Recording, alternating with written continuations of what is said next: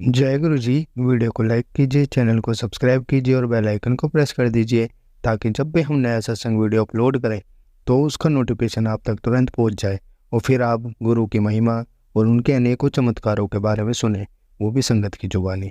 जय गुरु जी। आज मैं आप सबके साथ जो सत्संग शेयर करूँगा वो मंजू गुप्ता आंटी जी का है और आंटी जी अलवर राजस्थान से हैं। चलिए आज का ये सत्संग हम आंटी जी के लिखे शब्दों में ही हम सब सुनते हैं। बहुत ही अद्भुत सत्संग शेयर करा है आंटी जी ने। जैसा आंटी जी ने सत्संग शेयर करा है वैसे ही आप सबके साथ इस सत्संग के माध्यम से आज मैं साझा करूंगा। इसलिए आप सभी संगत सत्संग के अंत तक बने रहना और सत्संग को बहुत ध्यान से सुनना और सत्संग को बीच में ना छोड़े, क्योंकि सत्संग सुनने वाले का भी कल्याण होता है और सत्संग करने वाले का भी। और हो सकता है जो आप आज सत्संग सुने उससे आपको भी अपने कई सवालों के जवाब मिल जाए। चलिए सत्संग शुरू करते हैं। जय गुरु जी। मैं किसी गुप्त रोग से पीड़ित थी। चिकित्सक किसी भी रोग का निदान करने में असफल रहे थे।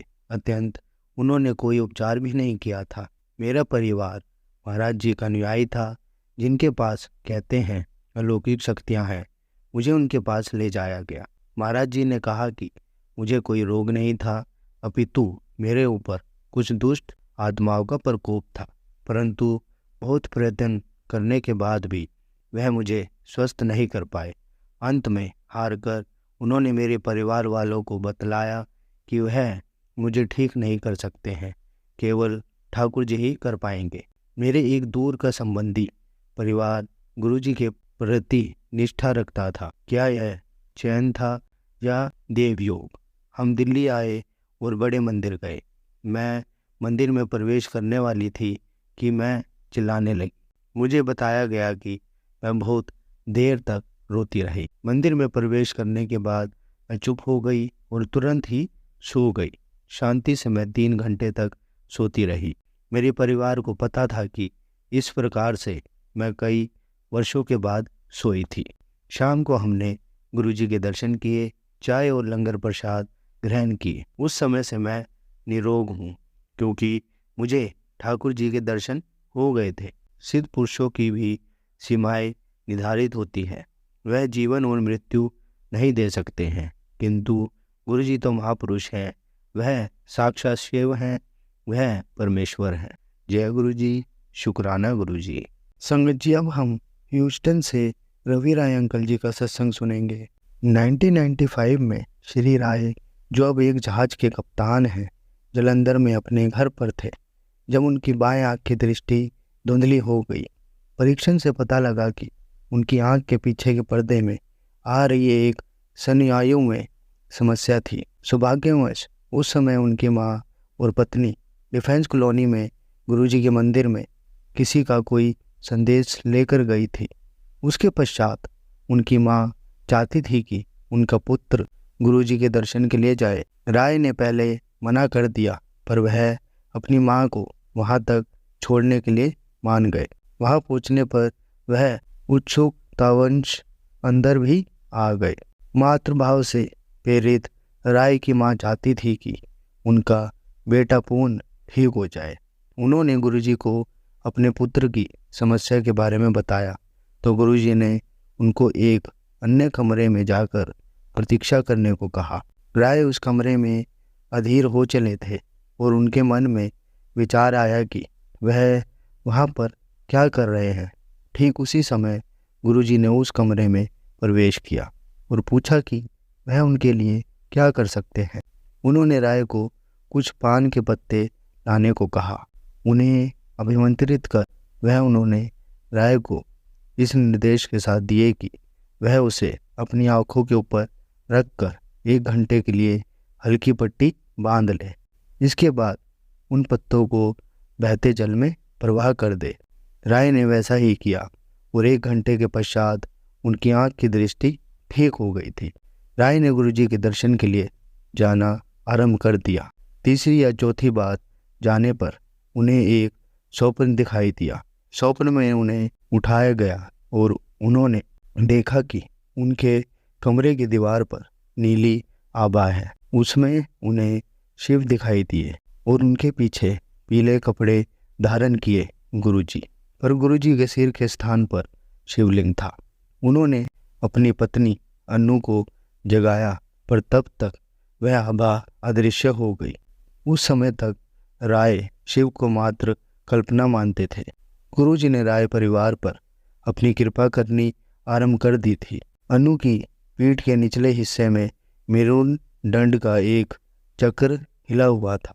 वह सदा चौड़ी पेटी बांधे रहती थी। चिकित्सकों के अनुसार उसका एकमात्र निवारण शल्य क्रिया था, परंतु इसमें सबसे बड़ी विपदा थी कि अनजाने में किसी अन्य नस को चोट पहुंचने से लकवा हो सकता था।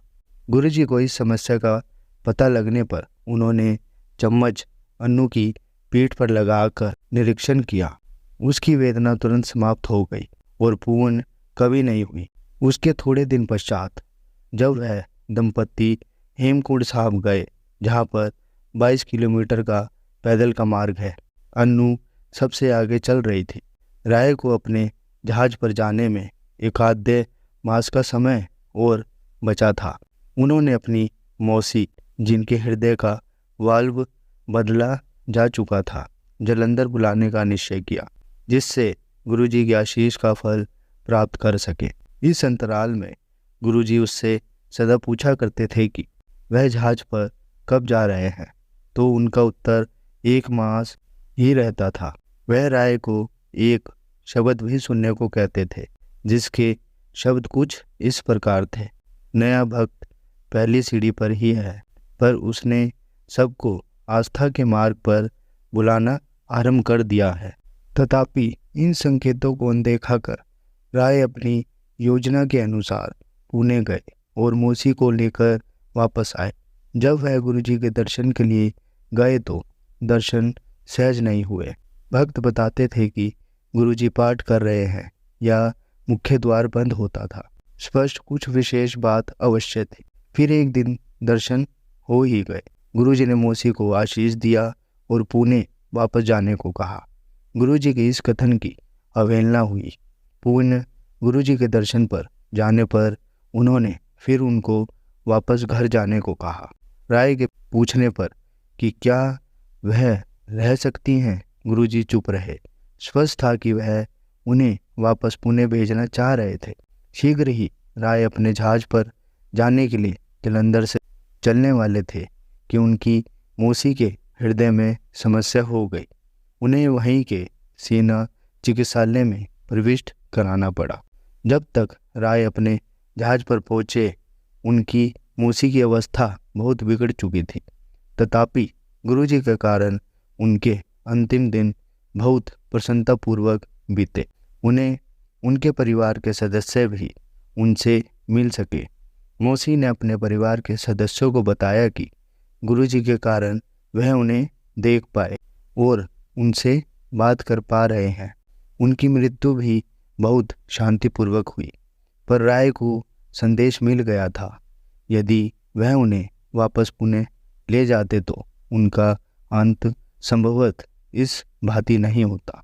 राय एक बार अपनी कंपनी बदलना चाह रहे थे, क्योंकि अपने कार्य में दक्ष होते हुए भी पिछले 4 वर्ष से जहाज के कप्तान के पद पर उनकी अनुक्ति रुकी हुई थी।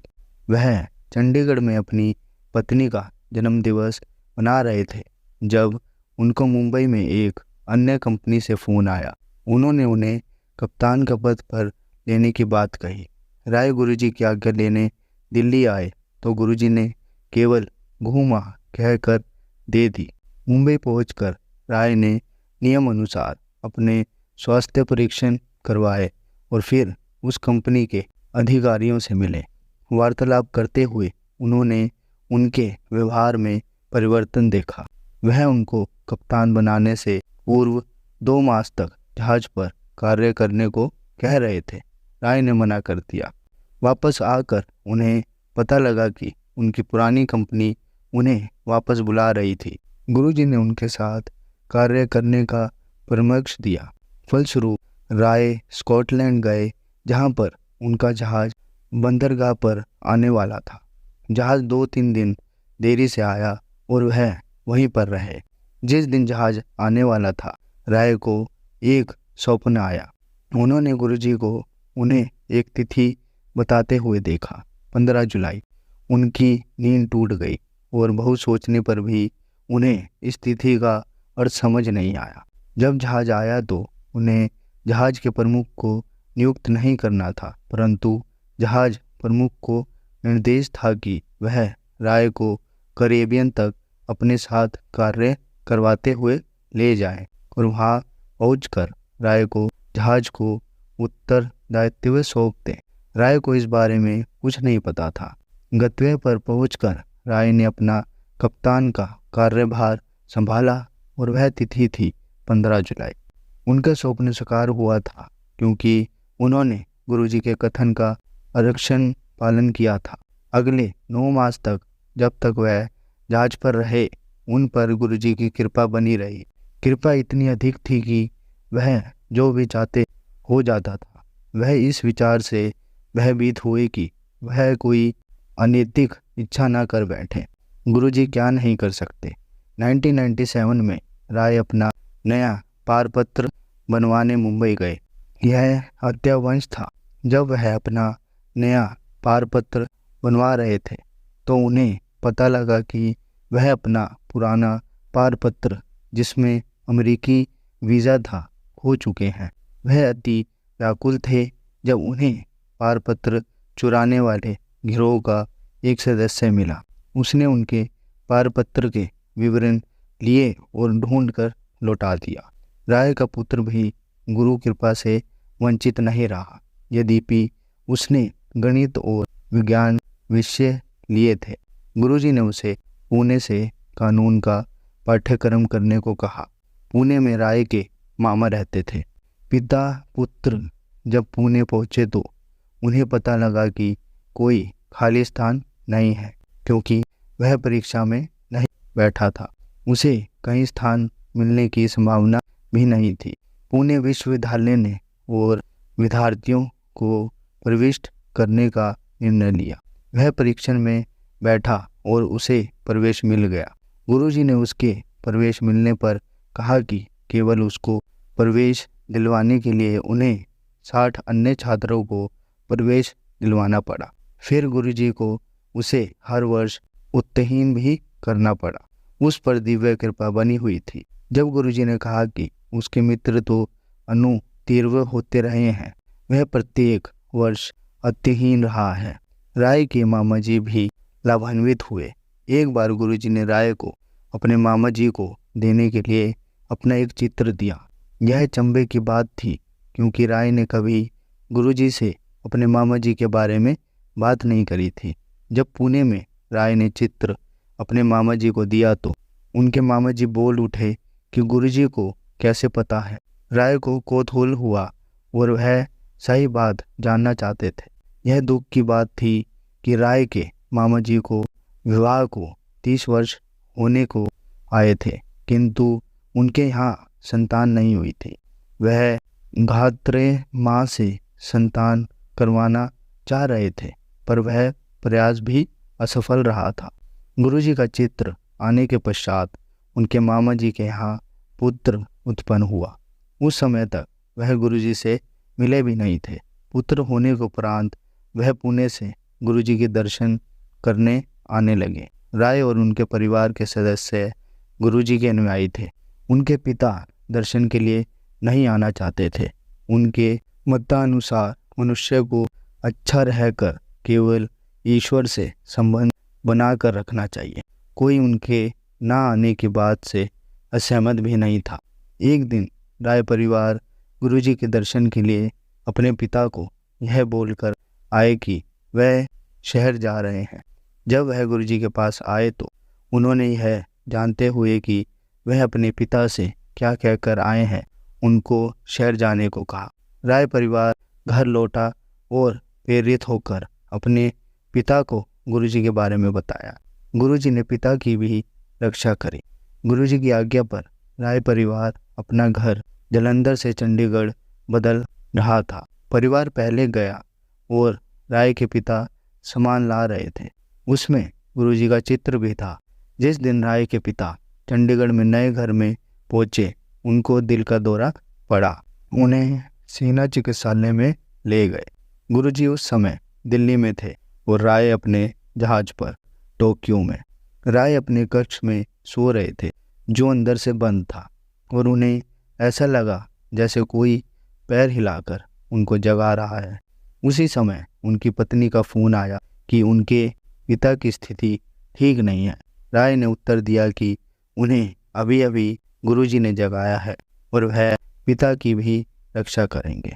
इतने में पता लगा कि उनके पिता की धमनियां बंद हो गई है, पर चिकित्सालय से वापस घर आ गए। 10 दिन बाद वह पूर्ण चेतना खो बैठे। इस बार गुरुजी को समस्या से अवगत कराया गया।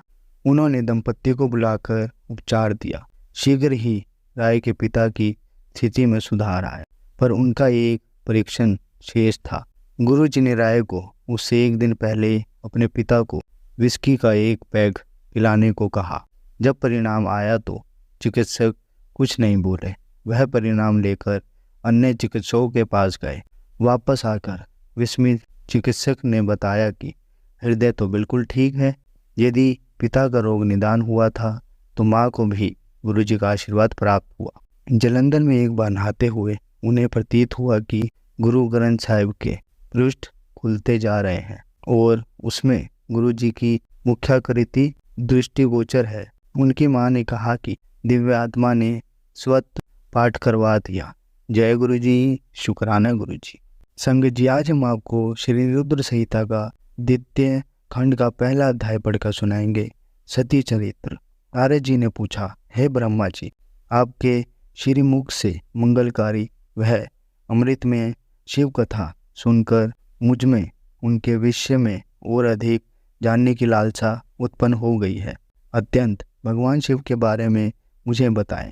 विश्व की सृष्टि करने वाले हैं ब्रह्मा जी, मैं सती के विषय में भी जानना चाहता हूँ। सदा शिव योगी होते हुए एक क्षत्रिय के साथ विवाह करके गृहस्थ कैसे हो गए? उन्हें विवाह करने का विचार कैसे आया? जो पहले दक्ष की कन्या थी फिर हिमालय की कन्या हुई, वह सती किस प्रकार शंकर जी को प्राप्त हुई? पार्वती ने किस प्रकार घोर तपस्या की और कैसे उनका विवाह हुआ?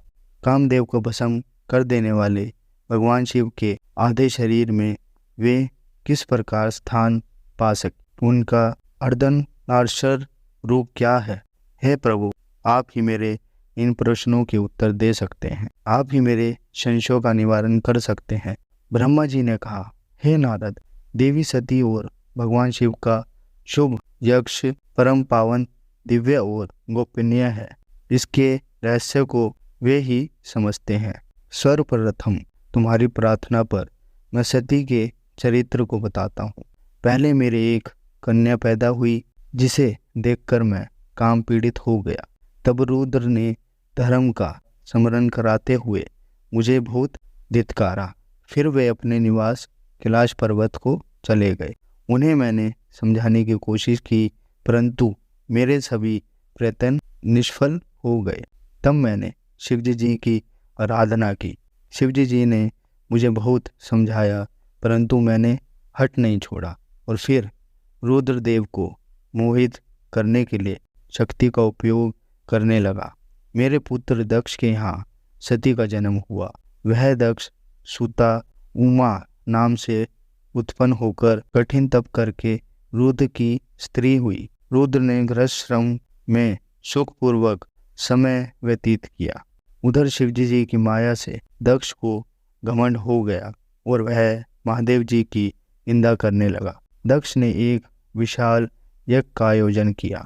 उस यज्ञ में दक्ष ने मुझे, विष्णु जी को, सभी देव देवताओं को और ऋषि मुनियों को निमंत्रण दिया, परंतु महादेव शिवजी जी एवं अपनी पुत्री सती को उस विशाल यज्ञ का निमंत्रण नहीं दिया। सती को जब इस बात की जानकारी मिली तो उन्होंने शिव चरणों में वंदना कर उनसे दक्ष यज्ञ में जाने की इच्छा प्रकट की। भगवान शिव ने देवी सती को बहुत समझाया कि बिना बुलाए ऐसे आयोजनों में जाना अपमान और अनिष्टकारक होता है, लेकिन सती ने जाने का हठ किया। शिव ने भावी को देखते हुए आज्ञा दे दी।